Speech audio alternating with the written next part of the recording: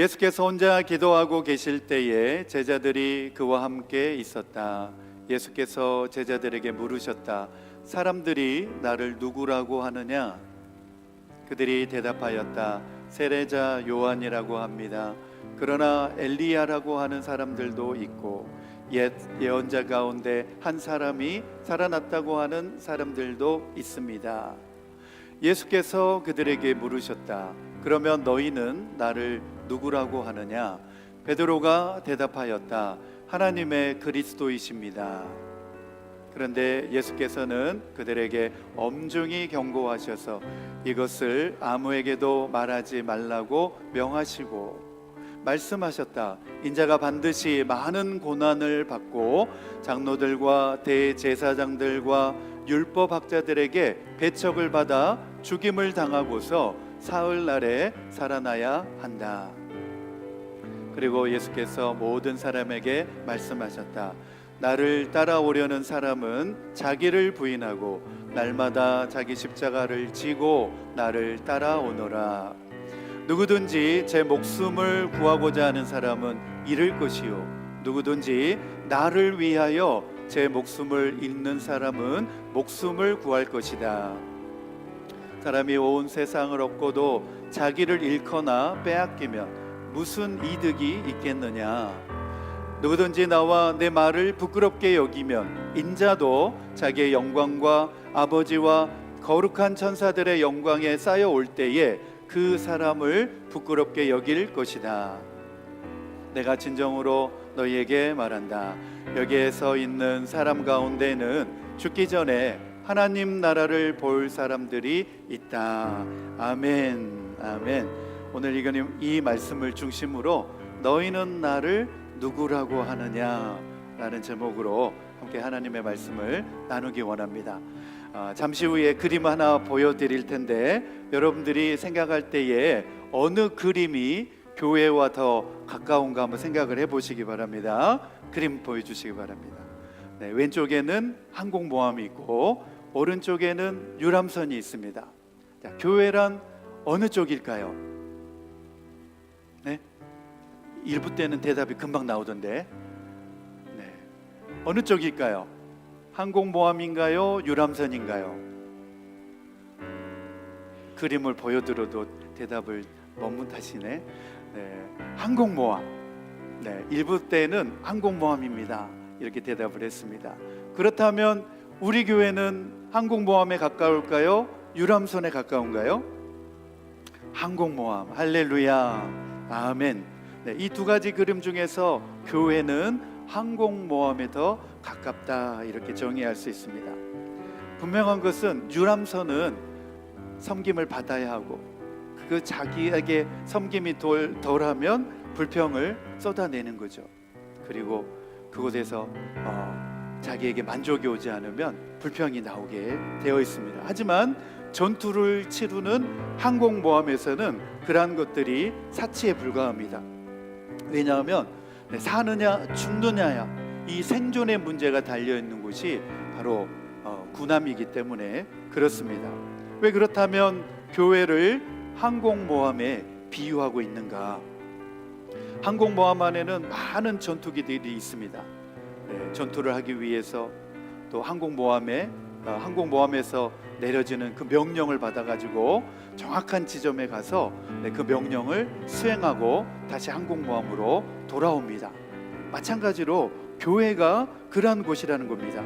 교회 성도들은 각자의 그 교회를 통해서 주어지는 사명을 가지고 세상을 향하여서 날아가는 전투기와 같다.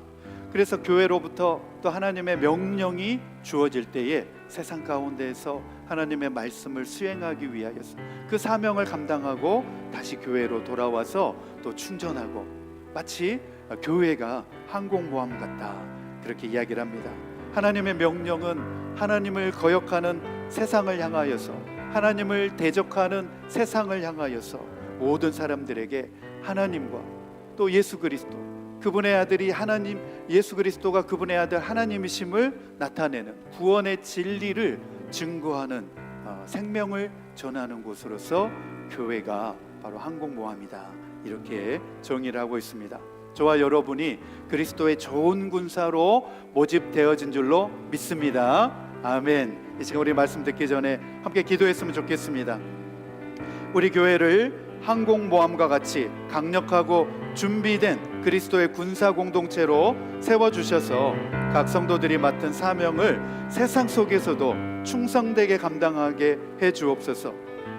하나님을 거스리고 거역하는 세상과 싸우면서 복음의 진리를 담대하게 선포하고 전하게 하여 주옵소서. 우리 주여 한번 부르시고 다 함께 통성으로 기도합니다. 시작.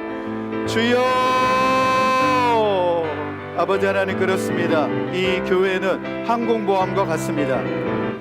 하나님이 주신 사명, 또 말씀, 생명의 말씀, 구원의 방주가 되어서 아버지 진리를 거스리고 하나님의 말씀을 대적하는 이 악한 세대를 향하여서 그리스도의 군사된, 그리스도의 군사로 모집된 우리 모든 성도들이 감당해야 될 사명이 있기 때문에 그렇습니다. 하나님의 나라를 증거하고 복음 전파를 위하여서 사명 감당해야 되며 헌신해야 되는 그런 교회로서, 또 항공모함으로서 아버지 하나님, 우리 서울 장로교회가 사용되어지게 하여 주옵소서.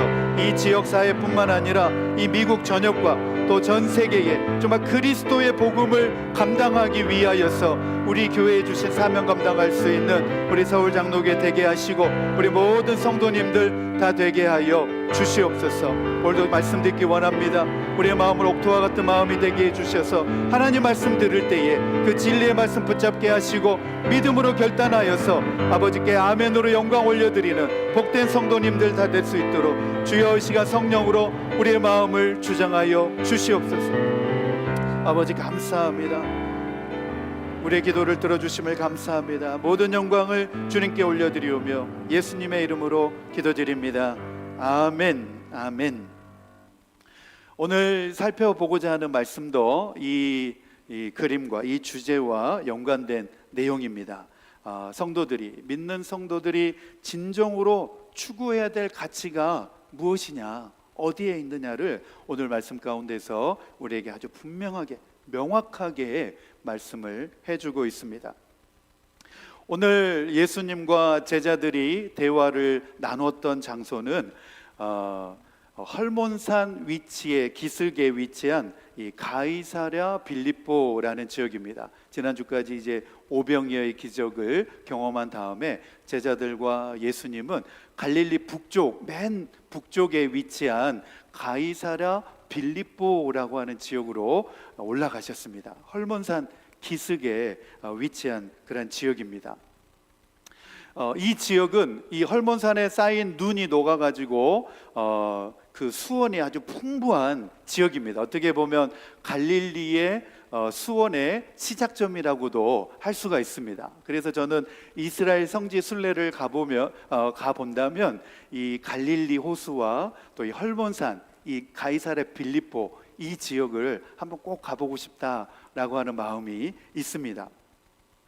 이 가이사랴 빌립보는 예루살렘에서부터 대략 118마일 정도 북쪽으로 떨어져 있는 먼 거리입니다. 그래서 마가복음 8장에 보면 예수님께서는 이제 예수님의 공생의 사역을 이제 마무리하시면서 그 정점, 이 정점에 오셨을 때에 예루살렘을 향하여 출발하시는 그 시점에 바로 이 제자들과 이 신앙 문답을 나누고 계신 것을 볼 수가 있습니다. 가이사랴 빌립보에서 저 예루살렘을 향하여 나아가실 때 자신을 따르고 있는 제자들에게 너희는 나를 누구라고 생각하느냐, 이렇게 신앙 문답을 하셨습니다. 이 가이사랴 빌립보라고 하는 지역은 지금도 뭐 아주 유명한 관광지이긴 하지만 이 지역은 무엇으로 유명하냐면 우상 숭배로 유명한 지역입니다. 네, 좋은 곳으로 유명하면 좋을 텐데 안 좋은 곳으로 유명한 지역입니다. 우상 숭배. 토착민들은 바알 신을 섬기는 신전이 거기에 자리에 있고, 헬라계 사람들은 살림신과 야수, 동물, 그런 신을 섬기는 판신 산당을 거기다 지어 놓았습니다. 그리고 헤롯 왕은 로마 황제였던 아구스도 황제를 기리기 위해서, 또 로마 황제에게 아부하고 잘 보이기 위하여서 그곳에다가 황제 신전을 아주 크게 지어 놓았습니다. 그림 하나 보여드리겠습니다. 네, 이런 모습입니다. 네, 고대 가이사랴 빌립보 과거의 보건도입니다. 뭐 현재도 저렇게 있는 것은 아닙니다. 지금 신전들은 다 이제 무너져 있는 상태이고 그것을 복원한 그림입니다. 저렇게 이제 절벽에다가 굴을 뚫어 가지고 뭐 신전을 저렇게 많이 지었습니다. 황제의 신, 이방 우상의 신전들을 저렇게 많이 지어 놓았습니다. 그곳에서 예수님께서는 제자들과 함께 머물면서 너희는 나를 누구라고 하느냐, 이런 물음을 하셨습니다. 우리 첫 번째 주제 같이 한번 읽겠습니다. 시작. 나를 누구라고 하느냐라는 예수님의 물음은 단순한 지식을 확인하려는 질문이 아니라 신앙의 본질을 묻는 문답으로 믿음과 내적인 고백을 드러내는 대화라고 정의할 수 있습니다. 예수님이 누구냐라고 할 때에 어떤 지식적인 정보를 물어보시는 것이 아니었다는 것입니다. 우리 18절에서 20절 다시 한번 읽겠습니다. 시작. 예수께서 혼자 기도하고 계실 때에 제자들이 그와 함께 있었다. 예수께서 제자들에게 물으셨다. 사람들이 나를 누구라고 하느냐? 그들이 대답하였다. 세례자 요한이라고 합니다. 그러나 엘리야라고 하는 사람들도 있고 옛 예언자 가운데 한 사람이 살아났다고 하는 사람들도 있습니다. 예수께서 그들에게 물으셨다.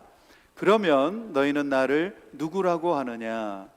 베드로가 대답하였다. 하나님의 그리스도이십니다. 아멘, 아멘.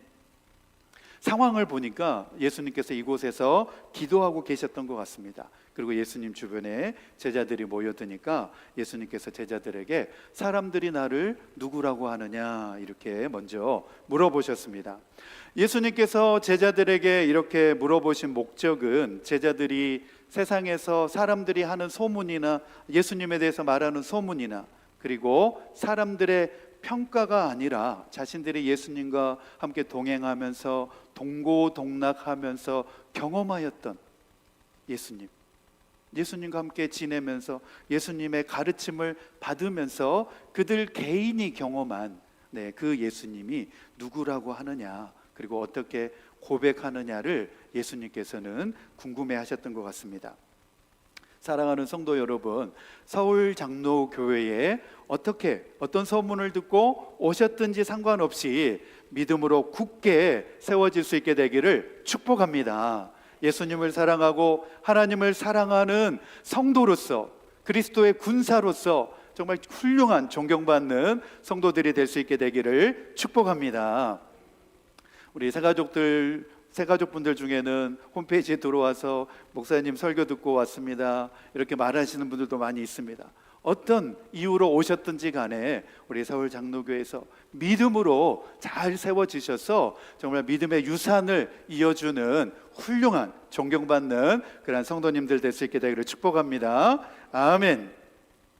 제자들이 단순히 예수님을 따르면서 예수님의 기적을 보고 예수님의 가르침에 감탄해가지고 거기에서 예수님을 따르는 것에 머물지 말고 예수님의 정체가 무엇인지, 예수님이 누구이신지에 대한 정체와 그리고 예수님께서 이 땅에 왜 오셨는지에 대한 그 분명한 사명을 깨닫고 자신들의 고백으로, 인격적인 고백으로, 자기들의 고백으로 예수님께 신앙을 고백할 수 있도록 그렇게 하신 것입니다.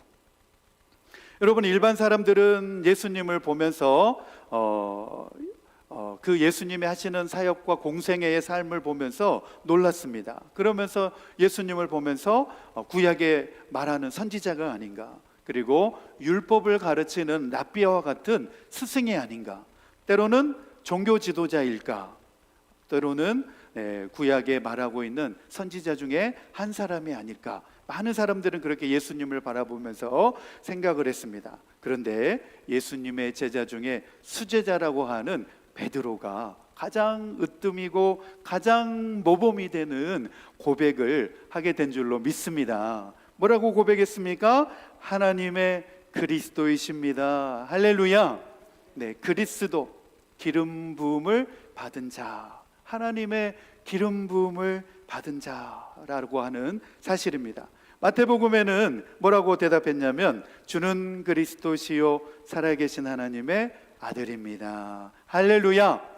저와 여러분이 우리 예수님을 살아계신 하나님의 아들로 고백하실 수 있게 되기를 축복합니다. 아멘. 베드로가 주는 그리스도시요 살아계신 하나님의 아들이십니다 라고 고백했을 때에 예수님은 그 베드로의 고백 위에 주님의 교회를 세우시겠다 말씀하셨습니다. 할렐루야. 교회는 주님을 향한 신앙 고백 위에 세워져야 되는 줄로 믿습니다. 저와 여러분이 우리 서울 장로교회에 다 이렇게 모여서 교회 공동체를 이루고 있는데, 바로 우리 공동체의 핵심은 바로 주님을 우리의 구주로 고백하고 하나님의 아들로 고백하는 이 신앙 고백 위에 있어야 되는 줄로 믿습니다. 이처럼 교회라고 하는 것은 단순한 사람들의 어떤 모임이나 종교 집단이 아니라 예수 그리스도를 구주로, 나의 주님으로 고백하는 나의 신앙 고백 위에, 우리의 신앙 고백 위에 세워져야 하는 공동체라고 하는 사실입니다. 그래서 교회 기초는 인간적인 전통이나 화려한 프로그램에 의해서 세워지는 것이 아니라 예수 그리스도를 믿음으로 고백하는 그 신앙 고백 위에 세워져야 되는 줄로 믿습니다. 그래서 우리가 예배를 시작할 때마다 사도들의 신앙 고백 전통을 따라 다 함께 우리도 신앙 고백을 하면서 예배를 드리는 것입니다. 과거 이 사도들 시대 때, 초대교회 시대에는 정말 이 신앙 고백을 한다는 것이 자기의 목숨을 걸고 신앙 고백을 했다고 합니다. 이 신앙 고백을 하면 자기의 생명에 위협이 가해짐에도 불구하고, 그럼에도 불구하고 이 신앙 고백을 하면 나는 주 예수의 사람이다, 나는 예수님을 따르는 사람이다 라고 이렇게 신앙 고백을 했습니다. 따라서 교회는 이 고백을 통해서 세상과 구별되는 공동체이고, 이 신앙 고백을 통해서 세상에 존재해야 될 이유가 무엇인지를 생각하게 되는 공동체라는 것입니다.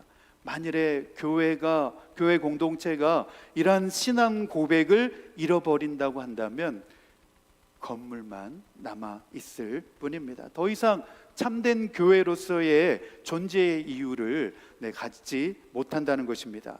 그러므로 우리의 신앙이란 단순히 우리의 머리로, 지식으로, 또 순간적인 감정적인 동의에 머물러서는 안 된다는 것입니다. 우리의 신앙의 출발점은 바로 주님을 나의 구원자로 고백하는 나의 인격적인 고백 가운데서 출발되어져야 한다는 것입니다. 예수님을 이렇게 올바로 고백할 때에 신앙의 뿌리를 내리고 신앙은 자라게 되어 있습니다. 다시 말해서 신앙의 출발점은 바로 예수 그리스도를 나의 주님이요, 한번 따라해 봅시다. 예수 그리스도를 나의 주인님이요 구주로 받아들이는 인격적인 고백에 있습니다. 맞습니다. 예수님을 나의 주님으로 고백하는 그 순간 우리의 믿음의 신앙이 출발하게 되어지고 자라나게 되어 있습니다. 예수님은 하나님의 아들, 그리고 그리스도로 나의 구원자로 고백하는 순간 우리는 세상과 다른 하나님의 자녀라고 하는 그 정체성을 우리는 갖게 되는 것입니다. 베드로가 예수님을 하나님의 그리스도이십니다, 하나님의 살아계신 하나님의 아들이십니다 라고 고백하게 된 것은 그 당시로서는 굉장히 파격적인 대답이라고 할 수 있습니다. 그 시대의 문화적인 상황과 종교적인 상황을 고려해 볼 때에 너무나도 역설적인 사건이었다라고 생각할 수 있습니다. 왜냐하면 그 당시로서는 예수님을 나의 구주입니다 라고 고백하는 것은 너무나 어려운 일이었습니다. 유대인들은 예수님에 대하여서 반감을 품고 있었고, 로마 시대의 황제를 섬기라고 하는 그러한 시대 가운데서 그들 앞에 있는 초라한 모습으로 서 있는 예수님을 살아계신 하나님의 아들로 자신들의 구원자로서 고백한다고 하는 것은 담대한 용기가 필요한 일이었다라고 생각이 되어집니다. 마찬가지로 우리 모두도 예수님을 따름에 있어서 믿음에 대한 각오와 결단이 반드시 필요하다는 사실을 그 다음에 이어지는 내용 가운데서 우리 생각할 수 있습니다. 예수님의 사역에 동참하는 사람들은 단순히 따라다니는 곳에 머물지 않고 예수님을 자신의 나의 그리스도로 하나님의 아들로서 인식하고 자신의 삶으로서 고백하는 반응, 믿음의 반응이 반드시 필요하다라는 사실입니다. 그래서 신앙 고백 이후에 따라오는 제자의 삶의 무게에 대해서 우리 누가복음 9장 23절에서 26절에 나오고 있습니다. 우리 23절에서 26절 말씀 다 함께 읽겠습니다. 시작. 그리고 예수께서 모든 사람에게 말씀하셨다. 나를 따라오려는 사람은 자기를 부인하고 날마다 자기 십자가를 지고 나를 따라오너라. 누구든지 제 목숨을 구하려고 하는 사람은 잃을 것이요 누구든지 나를 위하여 제 목숨을 잃는 사람은 목숨을 구할 것이다. 사람이 온 세상을 얻고도 자기를 잃거나 빼앗기면 무슨 이득이 있겠느냐. 누구든지 나와 내 말을 부끄럽게 여기면 인자도 자기의 영광과 아버지와 거룩한 천사들의 영광에 쌓여 올 때에 그 사람을 부끄럽게 여길 것이다. 우리는 예수님을 구주로 믿고 있지만 또한 세상 가운데 우리는 살아가고 있습니다. 사람이 온 세상을 얻고도 자기를 잃거나 빼앗기면 무슨 이득이 있겠느냐 말씀합니다. 누구든지 나와 내 말을 부끄럽게 여기면 인자도 예수님도 자기의 영광과 아버지 앞에서 그리고 거룩한 천사들의 영광에 쌓여 올 때에 그 사람을 부끄럽게 여길 것이다. 믿음에 있어서는 결코 세상과 타협이 없어야 됩니다. 네. 오늘날 많은 교회들이 세상과 타협하며 그렇게 살아가고 있습니다. 그러나 우리가 믿음에 있어서는 진리의 말씀에 있어서는 결코 타협이 있어서는 안 된다는 것입니다. 세상이 제공하는 부와 명예와 쾌락을 아무리 많이 차지하고 누린다 해도 자기 영혼과 자기의 본성을 잃어버린다면 아무 소용이 없다라고 말씀하고 있습니다. 영원한 생명과 하나님과의 관계가 무너져 버린 상태에서는 세상에 아무리 유명해지고 아무리 성공하고 아무리 많은 부를 가졌다 하더라도 그것은 허무와 멸망으로 끝나버리고 만다는 것입니다. 오늘의 말씀의 결론입니다. 이렇게 단순하고 명확한 결론에도 불구하고 많은 사람들이 여전히 온 천하를 얻기 위하여서 자신의 인생과 영혼의 가치를 여전히 소모하고 있는 것을 볼 수 있습니다. 영원히 남을 하나님의 나라를 저와 여러분이 바라보며 우리에게 맡겨주신 사명 감당해야 될 줄로 믿습니다. 눈앞에 보이는 이득, 욕망에만 사로잡혀가지고 결국 가장 소중한 것을 잃어버리는 그러한 어리석음에 우리 모두가 빠지지 않았으면 좋겠습니다. 우리가 붙잡아야 될 것은 이 세상의 순간적인 것에 있는 것이 아니라 바로 주님께서 우리에게 약속하신 저 하나님 나라, 영원한 하나님 나라에 있다라고 하는 사실을 기억하며 오늘 말씀 우리 마음 가운데 새기시면 좋겠습니다. 우리 실천을 위한 적용입니다. 우리 첫 번째 같이 읽겠습니다. 시작. 오늘도 예수님을 나의 구주이자 주님으로 인격적으로 고백하고 삶의 모든 선택과 우선순위를 그분 중심으로 세워야 합니다. 아멘. 신앙은 단순한 지식과 정보에 머무는 것이 아닙니다. 감정적인 동의를 구하는 것도 아닙니다. 예수님을 나의 주님으로, 나의 구원자로 고백하는 이 단순하고 명확한 고백이에 시작되어지고 세워지는 것입니다. 두 번째입니다. 같이 읽겠습니다. 시작. 이름과 희생을 두려워하지 않고 영원한 생명을 바라보며 살아가야 합니다. 아멘. 우리가 일반 세상에 살아가면서도 내가 교회 다닌다고 말하고 내가 하나님 믿는 사람이라고 말하면 왠지 내가 직장에서도 또 직업에서도 손해를 볼까 두려워하거나 염려하지 마시고, 우리는 하나님 나라에서 내가 예수 믿는 사람이라고 하는 사실을 믿지 않는 사람들 가운데서도 단호하게 담대하게 우리 밝힐 수 있는 여러분 될 수 있게 되기를 축복합니다. 아멘. 오늘 말씀 생각하시면서 우리 9월 주제 찬양입니다. 나의 한숨을 바꾸셨네. 우리 이 찬양 부르시면서 믿음으로 함께 우리 결단하겠습니다.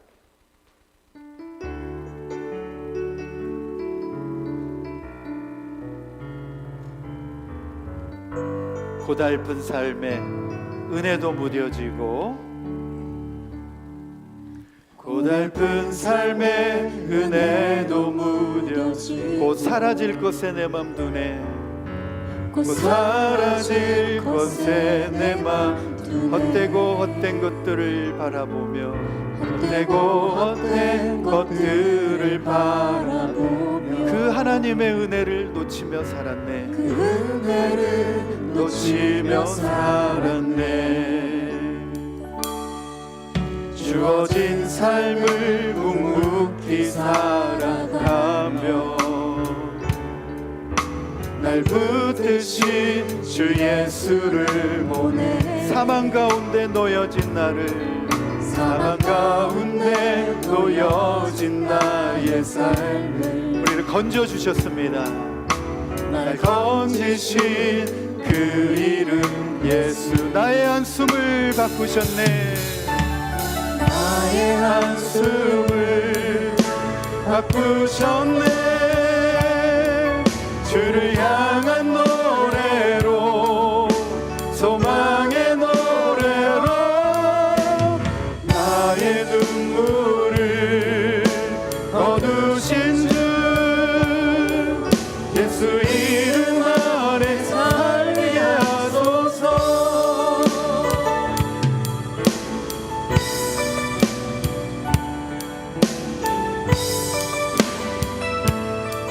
우리 주어진 삶을 믿음으로 살아가십시다. 주어진 삶을 묵묵히 살아가며 예수님의 붙드심을 바라보십시다. 날 붙드신 주 예수를 보내. 아멘. 사망 가운데 놓여진 나의 삶을 우리 건져주셨습니다. 날 건지신 그 이름 예수. 나의 한숨을 바꾸셨네. 나의 한숨을 바꾸셨네. 주를 향한 노래로, 소망의 노래로 나의 눈물을 거두신 주 예수 이름 아래 살게 하소서. 나의 한숨을 바꾸셨네. 나의 한숨을 바꾸셨네. 주를 향한 노래로,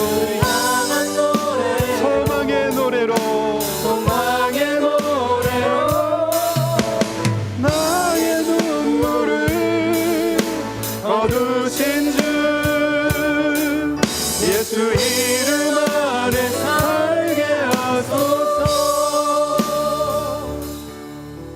예수 이름 아래 살게 하소서.